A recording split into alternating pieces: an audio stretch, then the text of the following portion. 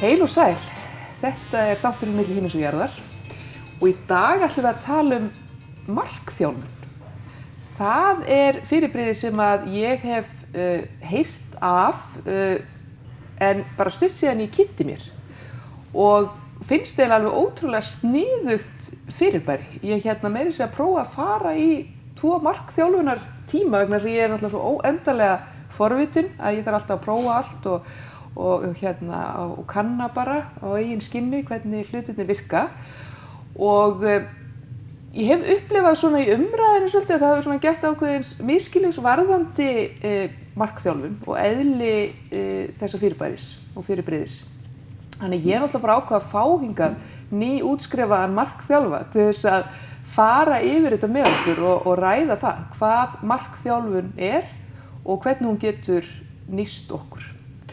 Og hingað ég fengið unga konu, Sólveigu Helgadóttir. Vertu velkomin, Sólveig. Takk fyrir. Og til hamingju með útskriftinu. Þú ert útskrifuð, það ekki? Jú, já. Þú varst bara útskrifast fyrir stuttu síðan. Já. Áður en við förum að tala markþjálfun sem slíka, af því að fólk bara forvitið annað fólk sem að mér finnst líka mjög mikilvægt, þegar við séum og það fallegt. Að þá kannski bið ég þig að segja örlítið frá sjálfri þér. Ég veit þú ert hérna frá Akureyri. Já. En svona, hvaðan kemur annars? Hver þinn bakgrunnur svona í lífinu? Já, ég kem frá Akureyri. Já. Og útskrifaðist frá verkmenntaskólanum. Já. Og vinn svo núna á tannlæknastofu Mörtu búin að gera undanfarin 7 ár. Já. Og svo búin að læra núna markþjálfun. Já.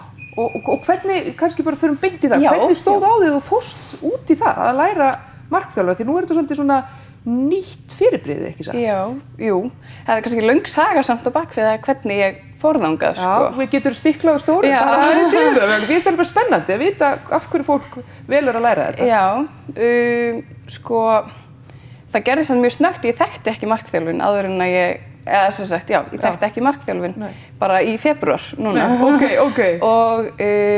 En það vakti forvitni mína samt þetta orð. Já. Og ég var búin að heyra það nokkur sinnum en aldrei kveikja kannski á því hvað það væri. Nei. Og fyrir en ég fór svona að hugsa, eða svona staðnaði kannski pínu í lífinu. Já. Fannst mér vanta eitthvað meira nýtt. Og markþjálfun heillaði mig. Já. Þannig að ég kynnti mér það á mánudagskvöldi og var búin að skrá mig á þriðjudegi. Í námi og námið byrjaði eftir viku. Ok. Á Akureyri. Já. Þannig að ég stökk bara svona pínu út í djúpilaugina. Þannig að þú fórst í námi án þess að vera búin að prófa sjálf að vera ekki ráðþegja, því þetta kannski snýst ekki beint það, því þetta meira þjálfur. Markþjálfi. En áður en þú fórst sjálf í markþjálfun, það að segja. Já, ég hafði aldrei farið í tíma áður. Nei, þú hafðir aldrei farið í tíma áður. Ég vissi ekkert hvernig þetta virkaði. Nei. En það heillaði mig rosalega mikið. Já. Heillaði mig bæði það að, í náminu þá maður að styrkja sjálfan sig og rosalega sjálfskoðun. Já. Og svo líka maður að gefa svo mikið af sér. Maður náttúrulega að aðstoða fólk og fólk heillar mig mjög mikið. Já, þú ert forvitinu fólk eins og ég. Já, á fólki. Algjörlega.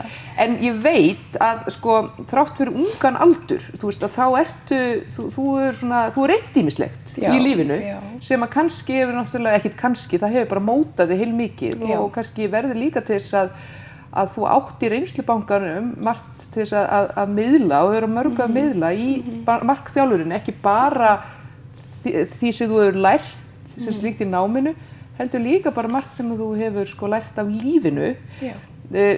Ertu til í að segja okkur lítið frá því, hvað þú hefur verið að takast á við? Já, í fyrsta lagi þá náttúrulega ég með athyglisbrest, eða sem sagt ég er með ADHD og ég með kvíða og kannski sérstaklega félagskvíða. Og það kannski svona, þannig að það mikil áskorun til dæmis að koma bara í viðtal, það bara með þvílíkur segur, sko. Og ég er búin að vinna mikið úr þessu. Ástæðan kannski fyrir því ég fór að vinna í þessu og áttaði mig á því að það skipti máli svo að ég gekk í gegnum mikil veikindi. Þar sem að löng eða langt ferli að veikindunum eiginlega. Áður en þau greindust. Já, áður en þau greindust. Áður en þau föttuðu hvað væri í gangi. Þá sumarið, eða júlí 2011, þá koma svona alls konar einkenni sem að voru samt ekkert skýr og læknir vissi ekkert hvað það átti að gera og vissi ekkert hvað það væri, sem bara bíða og svo tekur við bara endalausar rannsóknir. Bara alls konar og þeir föttuðu aldrei hvað væri. En innst inni vissi ég að það var ekkert allt í lagi, þannig ég gafst aldrei upp. Og þetta er mjög skrítið ferli. Þetta er eiginlega bara algjör brandari svona. Sko þú 2011, hvað ertu gömul þá? Þegar þú ert bara kornung? Já, ég er 24 ára, sem sagt, já. Og telja þetta. Já, ég er 24 ára þarna, sko. Já, þarna, þegar þú byrjar að finna fyrir þessu. Já, og sumarið, sem sagt, þetta er sumarið 2011.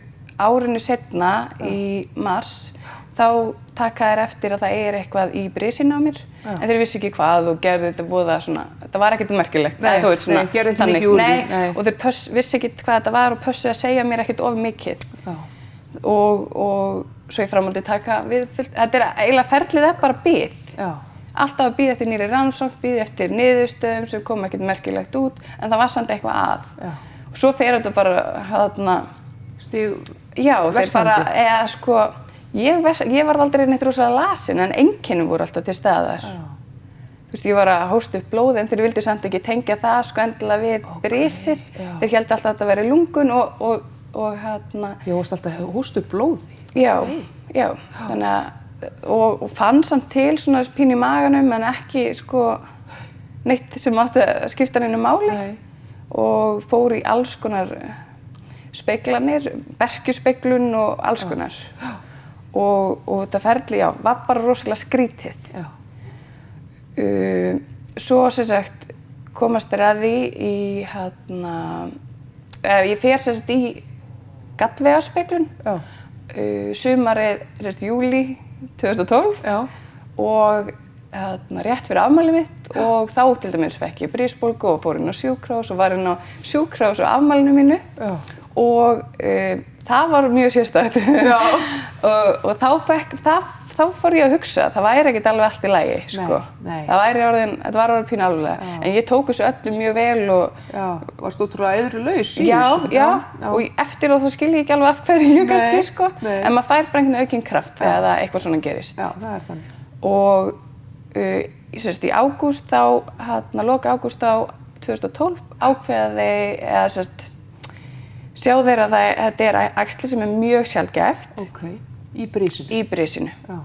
Ég hef nú ekki nafnið á því, en það er svo flókið en já, það var hægt að taka það, tveir valmöguleikar, það var hægt að taka það eða hægt að bíða bara og sjá.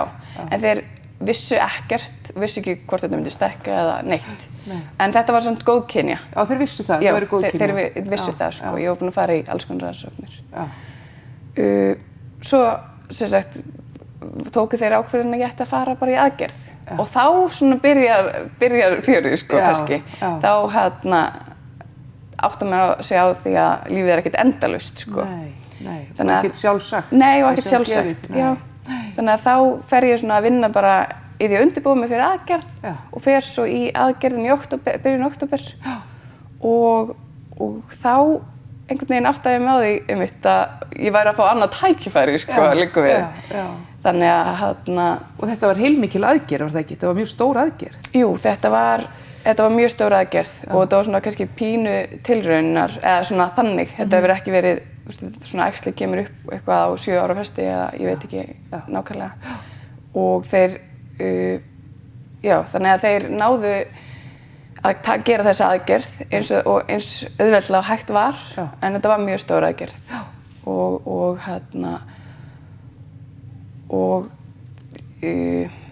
tókst bara vel?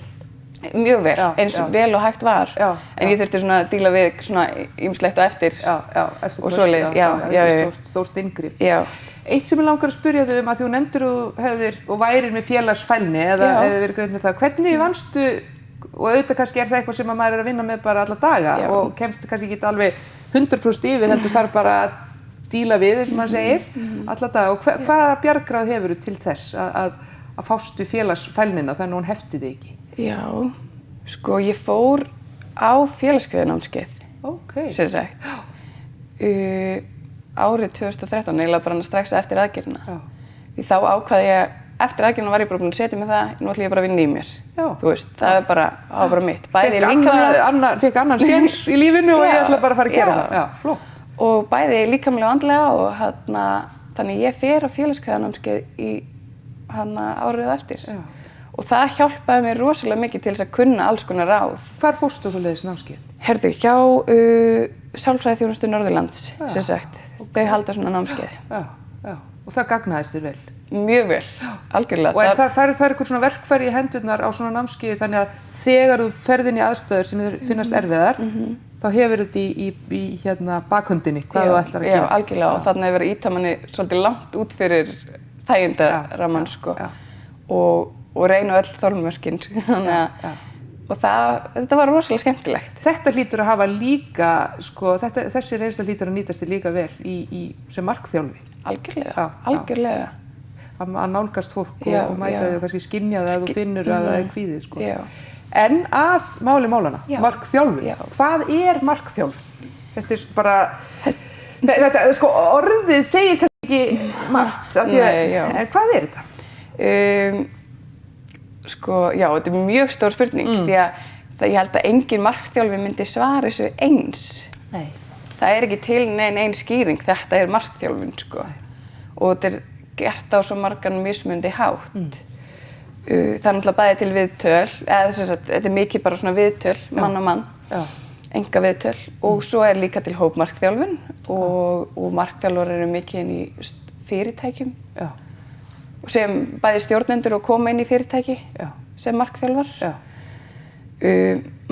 Markþjálfun er kannski, eða mér finnst mjög fallegt að segja að þetta sé leið til þess að læra að þekkja sjálfan sig betur og já, kannski kynna sjálfan sig pínu og átta sig á hvaða drauma maður vill í lífinu. Bara til þess að verða betri útgáfa af sjálfan sér. Hver vill það ekki? Já, nákvæmlega. Það er hægt að segja rosalega margt þetta. Já. En það sem kannski skiptir máli er að þið eru sko þjálfarar en ekki ráðgjafar. Þið eru ekki að segja fólki hvað það gera, heldur að þjálfa fólki að finna út úr því sjálft hvað það vill gera og svona reyna að toga út úr fólki það ekki sko allt sem það hefur, allt sem það býr yfir. Því við búum öll yfir svo ótrúlega bæði miklum hæfileikum og miklu meiri getu heldur en að við gerum okkur grein fyrir. Og þið markþjálfarnir eru svolítið er það ekki að tosa það út? Jú. Bara ljósi á það, heyrðu. Og í sko, ef fólk svona áhorfandinn er að velta fyrir sér, hvað get ég farið með til markþjálfa? Geturðu nefnt eitthvað svona dæmi sem fólk er að tala við markþjálfa? Já, sko það er að tala allt. Bókstaflega, það er að tala allt. Dæmi. Það gæti verið, þú veist, ef þú átt einhvern draum sem þig langar virkilega að verða veruleika. Þú veist, hvort sem það er að þú langar að skipta vinnu eða hefur einhverja viðskiptahugmynd eða þú veist þannig. Eða bara persónulegur draumur, þú veist, að verða betri á einhvern hátt, þú veist. Þá er það, til dæmi, sko. Það er að nefna vel bara endalaust. Já. En það er nefnilega ekki þannig að fólk markþjálfur er ekki að hjálpa fólki eitthvað sálgreina sjálft sig. Það er ekki innan ykkar sviðs en eitt slíkt. Heldur kannski meira ef ég vil ná einhverjum breyta sko fjárhagsstöðu minni til dæmis og stokka upp fjármálin og reyna að laga þau því það er nú eitthvað sem við getum mörg hver gert. Að þá kannski fer maður með það mál er það ekki til markþjálfur sem heyrðu ég þú veist, mér helst illa á peningum og ég næ ekki að spara, næ ekki að leggja neitt fyrir og þá farið þið kannski með, er það ekki viðkomandi í að bara að finna út úr því, þú veist, hvernig geturðu gert það, settu þér markmið og líka þetta sem ég hafa svolítið flott þegar ég fótt til þín, þetta að hvernig líður þér þegar þú setur markmiðin og er það ekki svolítið það að muna hvernig manni leið þegar maður setur sér markmiði? Jú, það er að fá fólk til þess að, þú veist, við fáum alltaf fólk til þess að reyna að koma sér í aðstöðum sem maður vill. Já. Og einmitt, hvernig líður þar. Þú veist, og það verður að kannski grafa svolítið djúpt. þú veist, eins og með tilfinningar Já. og þannig. Já. Eða sko, til þess að átta sig á af hverju manneskjan vill þetta. Já, já. Þannig að við erum að spyrja kannski frekar krefjandi spurningar stendur, Já, sko. já, það kom mér svolítið skemmtilega óvart þegar ég fór í þessa 2 tíma og ég man að þó ég veit að þú ert auðvitað bundið trúnaði þá er ég ekkert, ef ég vil segja hvað ég var að tala um í þessum tíma þá er það allt í lagi. Þú veist, ég var að tala um það við þig að ég vildi fara að taka hreyfinguna hérna fastari tökum og fara að bæta mig í hlaupi. Ég væri búin að hlaupa þessa 3,5 kílómetra núna bara í einhverja 3 mánuði, bara sama hringinn alltaf og nú langaði mig til að fara að gera eitthvað meira úr því. Og þá varstu að mynda að spyrja mig, sko, já, ok, hvað ætlar að gera, þú veist, og ég bara, já, ég ætla að fara aftur upp í 7 kílómetra eins og ég var einu sinni komin í, þú veist, að hlaupa 7 kílómetra hring.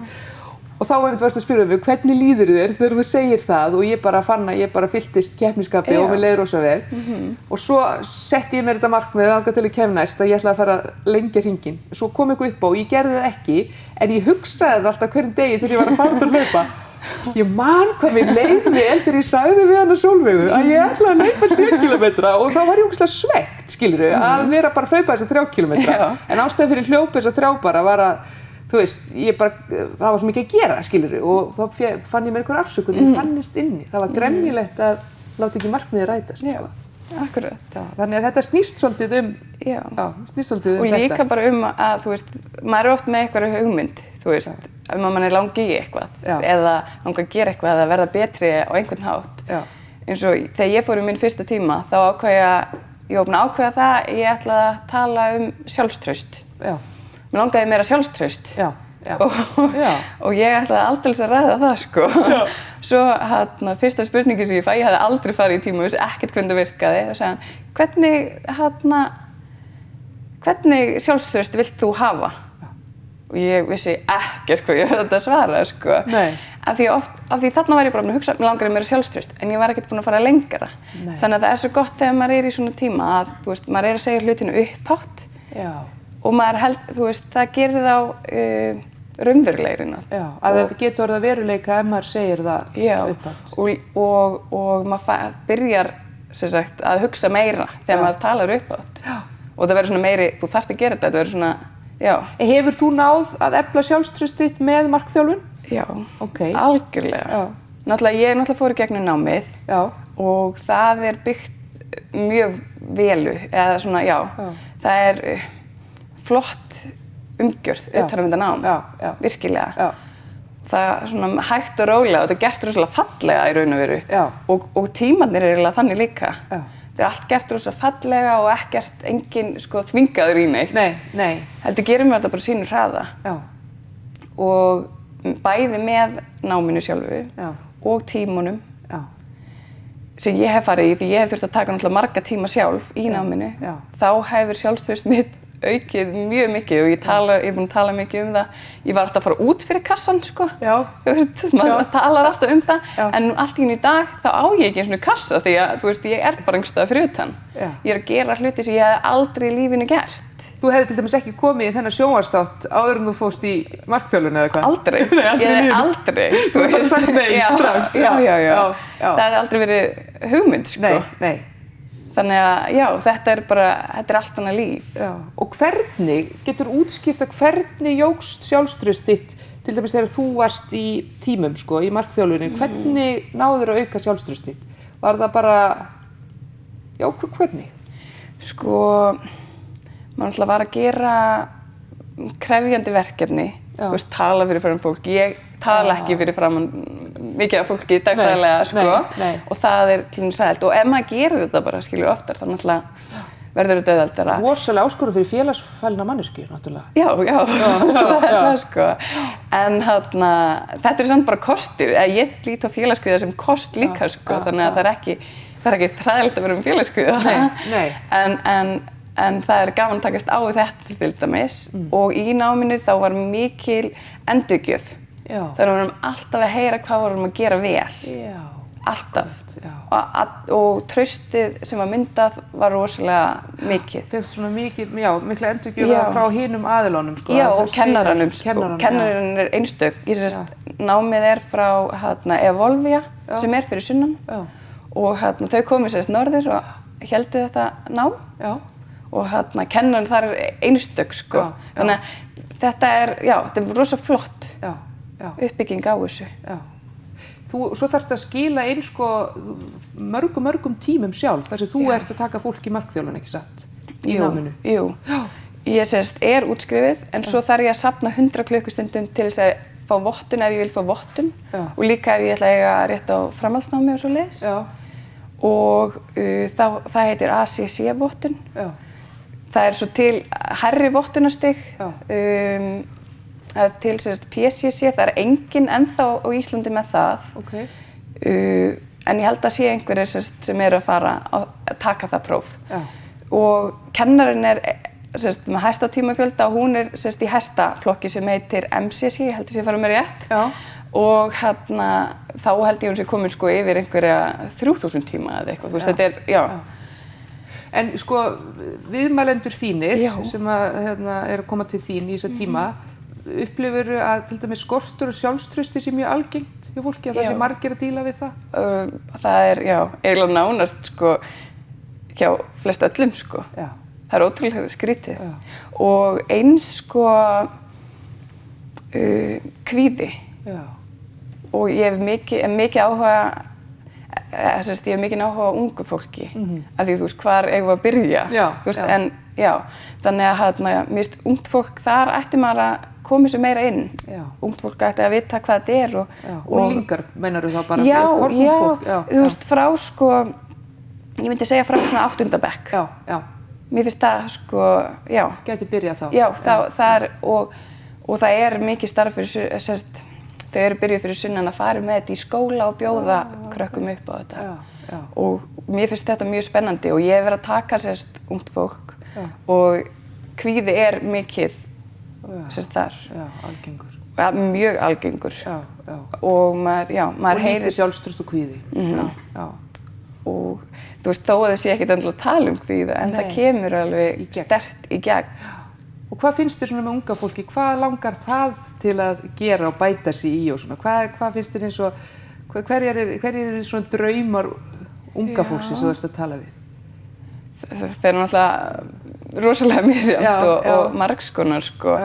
En það er merkilegt sko, þau hafa rosalega sterkar skoðanir, hafa kannski ekki fengið athygli til þess að, eða spurningarnar til þess að koma þau á framfæri sko.